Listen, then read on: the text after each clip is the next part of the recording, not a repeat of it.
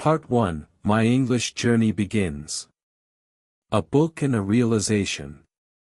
Some months ago, I finished reading my first book in English. It was not a very difficult book, but not very easy either. When I closed the last page, I felt proud. I understood most of it, maybe 80%. That number stayed in my head. 80%. Not perfect, but not bad. I smiled to myself. I really read a book in English. After I finished the book, I wanted to tell someone about it. I met a friend at a cafe. We spoke in English. I tried to explain the story, but the words didn't come easily. I forgot many of them. I paused a lot. My sentences felt strange. I knew I had read the words, but now I couldn't find them in my mouth. I realized something important that day: reading helps, but it's not enough on its own. Not if I want to speak better. That was a hard truth. I had done something good. But it wasn't enough. I told myself, don't worry. I had learned something valuable. Reading is useful, but reading alone will not make you fluent in speaking. You must do more. I wanted to understand why this happens. Why can I read and understand, but not speak fluently? After that, I started to learn about learning. 2 ways of reading. Reading for fun and reading for learning.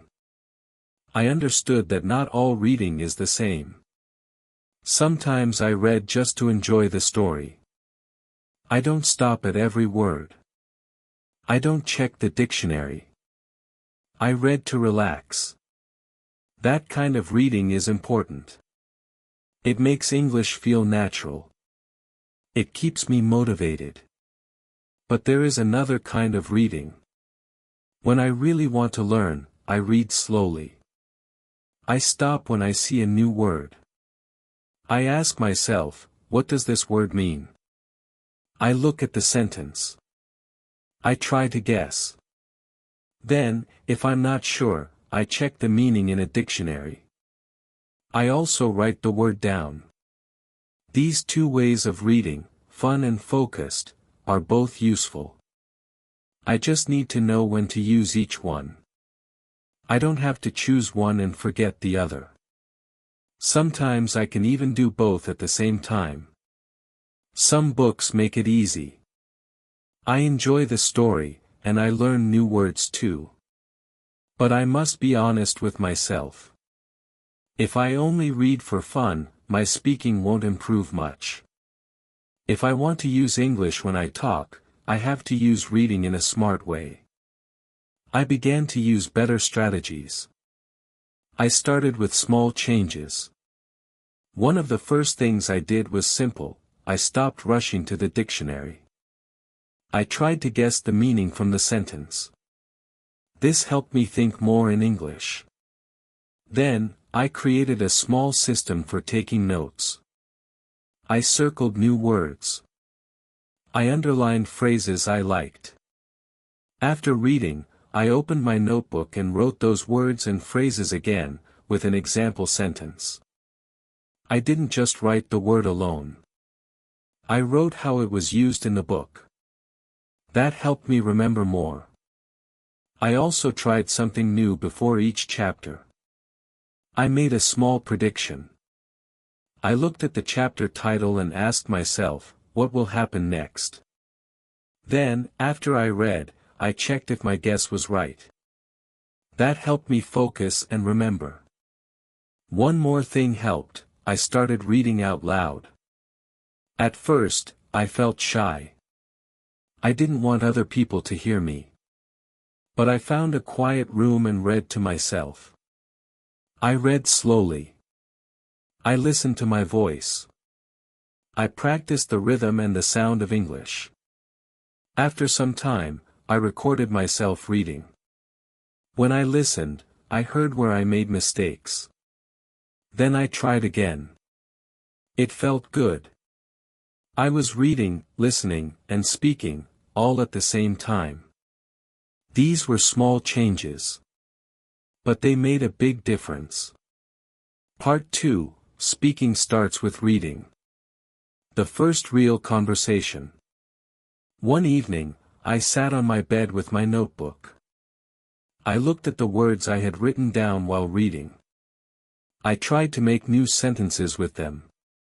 Some were easy. Some were not. One word I remembered was confused.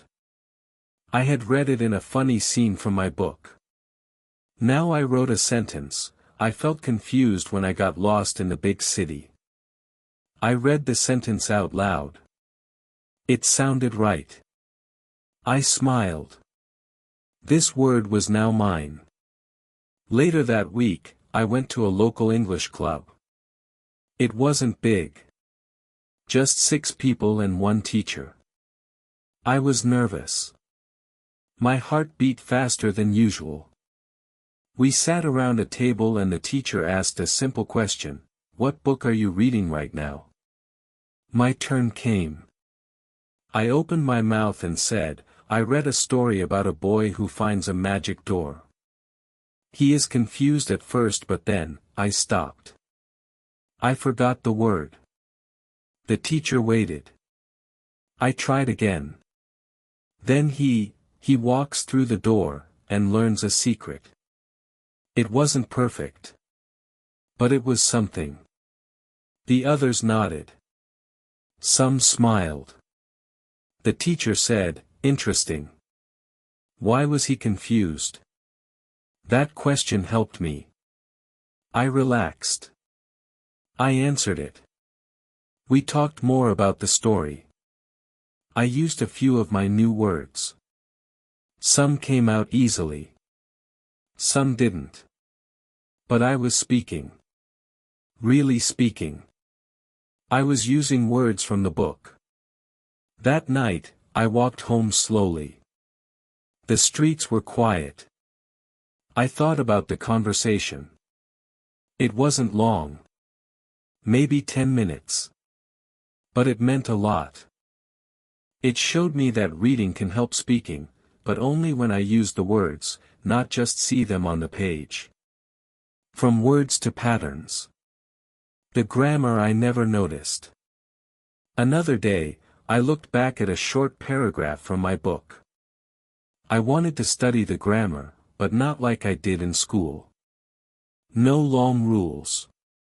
Just real examples. The main character in the book said, "I have never seen anything like this before." I looked at the sentence again. I have never seen, that's present perfect. But I didn't focus on the name of the tense. I focused on the pattern. Later, I made my own sentence, "I have never eaten sushi." Then another, "I have never traveled to Canada." I was learning grammar by using it. I opened my notebook again. This time, I created 3 columns. In the first, I wrote time expressions, yesterday, last week, next year. In the second, I wrote linking words, because, although, however. In the third, I wrote comparisons, as big as, more expensive than, not as fast as. Then I went back to my book and tried to find real examples of these. I found many. Soon, grammar didn't feel like something scary. It was a puzzle, and I had the pieces. I didn't need to memorize every rule. I needed to see how English works, and use it myself. From then on, when I read, I didn't just enjoy the story. I also noticed how the sentences were built. I looked at the structure. I looked at how ideas were connected. I started to see patterns everywhere. Reading became more than reading. It became my personal grammar coach. And it didn't stop there. One morning, while reading a new chapter, I whispered the lines along with the audiobook. I tried to match the voice, every pause, every word. This was shadow reading. At first, I whispered. Then I spoke louder. I stayed half a second behind the voice. It was not easy. But it helped me hear how English really sounds. I did this for 5 minutes a day. Just 5 minutes. But my ears became faster. My mouth moved more easily. And I felt more confident when I spoke to real people. That was the magic.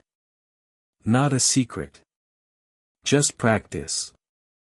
But smart practice. And it all started with a book. Part 3, From Quiet Practice to Real Confidence. Speaking alone helped me speak to others. After a few weeks of reading, shadowing, and taking notes, I began another habit, speaking to myself. It sounds strange, I know. But it helped a lot. Every evening, I picked a paragraph from the book I was reading. I closed the book and tried to say what I had read, but in my own words. At first, it was very hard. I forgot things. I made mistakes. But I didn't stop. I just tried again. Some sentences came out wrong. I laughed. But I kept speaking. I started simple, the boy finds a door. He is scared. But he wants to go inside. These were not beautiful sentences, but they were my sentences. They came from my mouth, not the book. That made them powerful. One evening, I set a small goal, say 2 full sentences without stopping or correcting myself. I did it. Then I added a third. Slowly, I could speak longer. And something happened, the more I spoke, the less I needed to translate from my first language. The words came faster. I didn't need to wait for a conversation. I could practice speaking right away, just me and my notebook, or me and the mirror. Some people call this thinking aloud. I didn't know the name at the time. I just knew it worked. I even made it a game. Could I explain what happened in the chapter today using 3 new words I had learned? Sometimes yes, sometimes no. But every time, I got better. This habit changed everything for me. Turning reading into a social experience. Learning to talk about stories. One Sunday afternoon, I went to a local English meetup. It was a small group. The topic that day was books. We sat in a circle and everyone talked about what they were reading. I brought my book. I didn't plan to speak much, I just wanted to listen. But when it was my turn, I surprised myself. I said, I'm reading a book about a man who goes to a different world. At first he doesn't believe it's real, but then strange things happen. He meets a girl who helps him. She knows more than she says. I used words I had learned. I used a few phrases from my notebook. I spoke slowly, but clearly. The others listened. One woman smiled and asked, "What kind of world is it?" I answered right away. I didn't stop to think. I didn't translate in my head. That felt amazing. After the meetup, a man from Brazil came to me. He said, "I liked your summary. I want to read that book too. You explained it very well." It was a short conversation. But it meant so much to me. From that day, I saw something clearly: the best way to keep new words in my mind was to use them when I talked about something I enjoyed. So I joined an online forum for English learners. There, I wrote short posts about the book I was reading. I asked questions. I shared quotes. I used my new words. People replied. I wrote more. I even started recording short videos of myself. Just 2 or 3 minutes. I picked a topic from the book, and I spoke about it. I watched the video. Sometimes I laughed. My voice sounded strange. But I learned a lot. Little by little, I was building a bridge, from reading silently to speaking fluently. And it was all thanks to these small steps. Not magic. Not a perfect memory. Just steady practice. Smart habits. And a real desire to use what I was learning.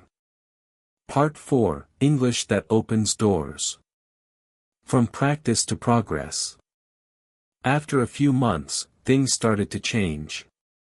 Not in one big moment, but slowly, like the sun rising. I didn't notice it right away. But one day at work, a visitor came. He was from Canada. My boss asked if someone could help him. Nobody moved. Then, my boss looked at me. "Can you speak to him?" I felt my stomach tighten. I wanted to say no. But something inside me said, "Try." So I stood up, walked to the man, and said, "Hello. Can I help you?" He smiled. "Yes, please. I'm looking for the manager." We talked for 5 minutes. I spoke slowly and carefully. I used simple words. I made a few mistakes. But he understood me. And I understood him. After he left, my boss looked surprised. "I didn't know your English was that good."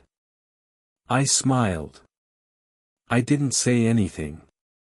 But inside, I felt proud. That short conversation showed me something. I was changing. My English was not only for reading books anymore. It was real. It was useful. It helped me do something important. It helped me connect. When practice becomes a habit. Learning that lasts. By now, I had built a little routine. It wasn't perfect. But it worked. Each week, I chose one chapter of a book. I read it once just for fun. Then I read it again, slowly. I circled new words. I guessed their meaning. Then I checked in the dictionary. I wrote them down, with full sentences, not just one-word definitions. Every evening, I read those sentences out loud. I recorded myself once a week. I listened. I shadowed an audiobook for 5 minutes a day. On weekends, I joined a group online or at a local cafe. I spoke about my book, shared new phrases, and asked questions. Every Sunday night, I gave myself a simple challenge: use 5 new words in a short speech. Sometimes I recorded it. Sometimes I spoke to the mirror. Sometimes I explained it to a friend. I didn't always succeed. Some weeks were busy. Some days I felt lazy. But I always came back to my book, my notes, my habits. Because I wasn't just learning English anymore. I was becoming a speaker of English. That's different. When you study a language, you may learn rules. You may pass tests. But when you live with a language, when you speak it, when you think in it, that's when you become a part of it. That's when it becomes part of you. And that was my real goal, not just to know English, but to live in it. To talk, to laugh, to read, to understand people, and be understood. Reading was my first step. Speaking made it real. Part 5, A New Voice, A New Life. Looking back and moving forward. One evening, I sat near the window of my small flat. The city outside was busy, full of sounds and people. In my hands was the same book I had read months before, the one that started it all. I opened it to a random page and began to read aloud. Something was different. I didn't pause. I didn't struggle. I understood every word. My voice was steady. My rhythm was natural. I stopped reading and laughed quietly to myself. This was the same book. But I was not the same man. In the beginning, I read to learn English. I read to feel proud. I read to feel capable. Now, I read because it was a part of my life. It brought me stories, new ideas, and friendships. It opened doors I didn't know existed. I thought about all the quiet hours, sitting with my notebook, whispering sentences, repeating after audiobooks, talking to myself in the kitchen. All those small steps had brought me here. No one clapped. No one gave me a medal. But I knew what I had done. I had built something important, day by day, word by word. A language is more than words. One day, my friend from the English club said something I'll never forget. You don't just speak English now, she said. You use it. You live in it. It's part of how you see the world. She was right. Learning English gave me more than grammar or vocabulary. It gave me confidence. It gave me freedom. It helped me grow. And most of all, it gave me connection. I met people from other countries. I heard their stories. I told my own. We understood each other, not perfectly, not always, but enough to feel seen, heard, and welcome. That's what language is for. Now, when someone asks me how to improve their English, I don't say, study more. I say, find a book you love. Read it. Talk about it. Use the words. Make them yours. Don't just study English. Live in it. Because that's what worked for me. And if it worked for me, it can work for anyone. Even you. Thank you for listening to this lesson. If you liked it, write about it in the comments and subscribe to the channel so you don't miss new lessons.